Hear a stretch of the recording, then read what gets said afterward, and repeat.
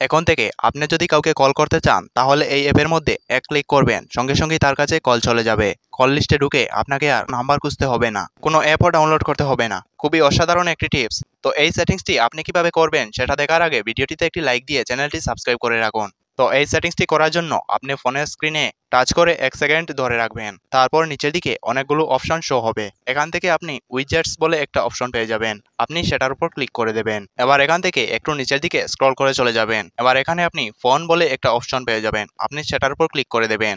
এবার দেখবেন এখানে লেখা রয়েছে ডাইরেক্ট মেসেজ। এবার আপনি ডান দিকে একটু স্ক্রল করলে ডাইরেক্ট ডায়াল বলে একটা অপশন পেয়ে যাবেন, তো আপনি এটাতে রেখে নিচের দিকে অ্যাড টু ডেস্কটপ এটার উপর ক্লিক করে দেবেন। এবার এখানে আপনার কল লিস্টটা শো হবে। তো এবার আপনি যেই নাম্বারে এক ক্লিকে কল করতে চান সেই নাম্বারটা এখান থেকে সিলেক্ট করে দেবেন। তো আমি এখান থেকে একটা নাম্বার সিলেক্ট করে দেব। তো সিলেক্ট করার সাথে সাথেই একটা অ্যাপ আপনার ফোনের হোম স্ক্রিনে শো হবে এবং আপনি যদি এই অ্যাপের মধ্যে একটা ক্লিক করেন তাহলে সেই নাম্বারে কল চলে যাবে।